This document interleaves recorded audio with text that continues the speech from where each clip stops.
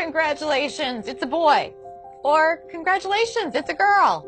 As a pediatrician for nearly 20 years, that's how many of my patient relationships began.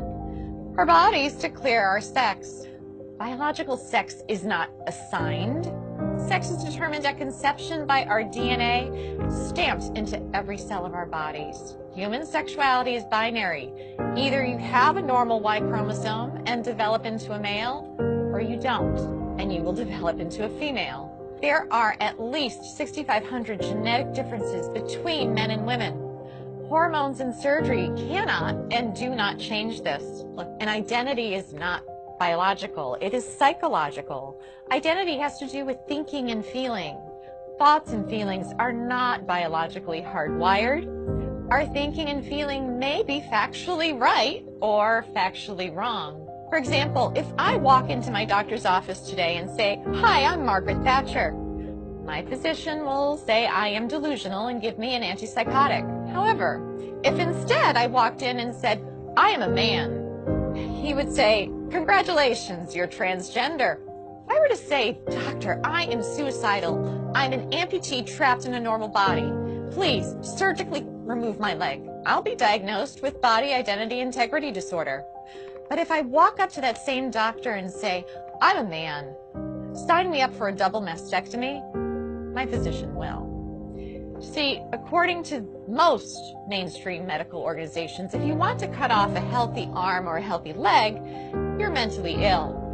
But if you want to cut off healthy breasts or a penis, you're transgender. Let's be clear, no one is born transgender.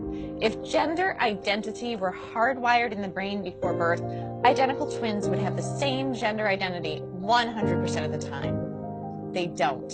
I had one little boy, a patient we'll call Andy. Between the ages of 3 and 5, he increasingly played with girls and stereotypical girl toys and started saying he was a girl. I referred the parents and Andy to a therapist.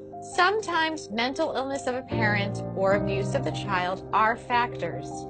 But more commonly, the child has misperceived family dynamics and internalized a false belief. In the middle of one session, Andy put down the toy truck and held on to the Barbie and said, "Mommy and Daddy, you don't love me when I'm a boy." What the therapist learned is that when Andy was 3, his sister with special needs was born. She required significantly more of his parents' care and attention. Andy misperceived this as, "Mommy and Daddy love girls. If I want them to love me again, I have to be a girl." With family therapy, Andy got better. Today, Andy's parents would be told something quite different. They would hear, "This is who Andy really is.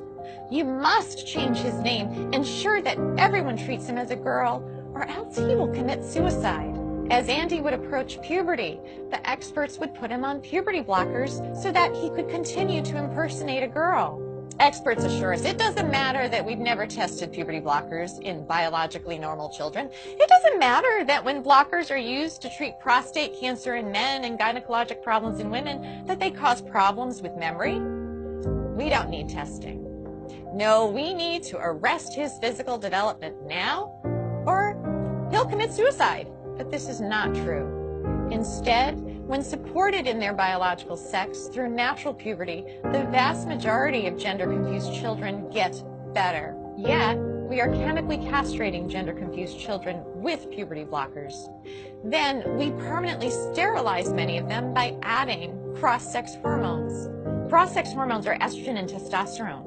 Those put young children at risk for heart disease, strokes, diabetes, cancers, and even the very emotional problems the experts claim to be preventing.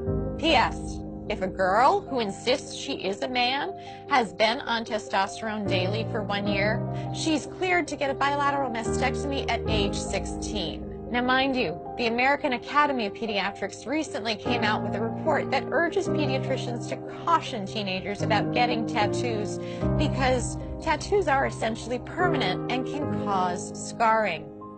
But this same AAP is 110% in support of 16-year-old girls getting a double mastectomy, even without parental consent, so long as the girl insists that she is a man and has been taking testosterone daily. for 1 year.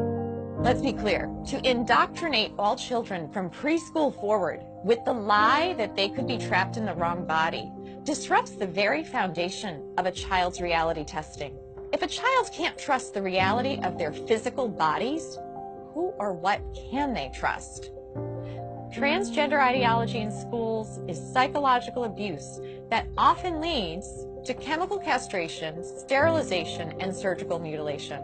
If that's not child abuse, ladies and gentlemen, what is?